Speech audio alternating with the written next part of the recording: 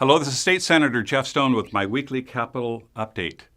This week was what's called in Sacramento deadline week. Any Senate bill that's been introduced this year had to pass out of the Senate this week and sent to the Assembly in order to make its way to the governor's desk. I've cast votes on nearly 200 bills this week on dozens of issues, including taxes, regulations, guns, education, health care, small business issues, and other issues both big and small. Sadly, though, many of the good bills I could have voted on weren't even on the list because the liberal Democrats from Los Angeles and San Francisco in charge of the Senate killed common sense proposals in the Senate Appropriations Committee last Friday.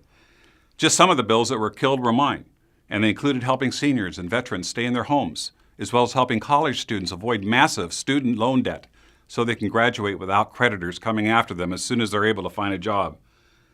My bill to freeze property taxes for disabled veterans was killed by the Democrats in charge of the Appropriations Committee because they said it would cost too much.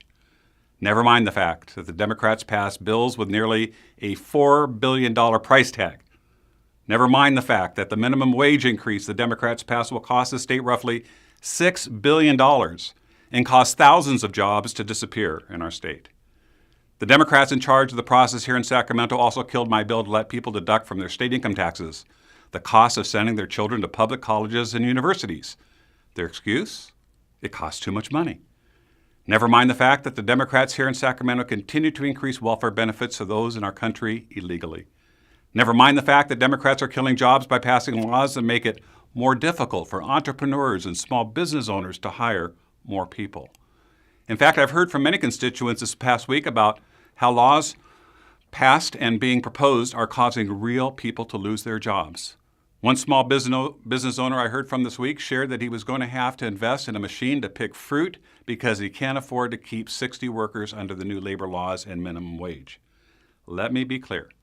That's one small business owner who is going to have to let 60 people go because of the bills passed by the Democrats in Sacramento.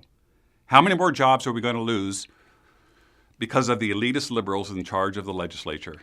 The Democrats want to believe that they're doing the right thing by passing all these rules and regulations, but all they're really doing is killing the economy here in the state of California.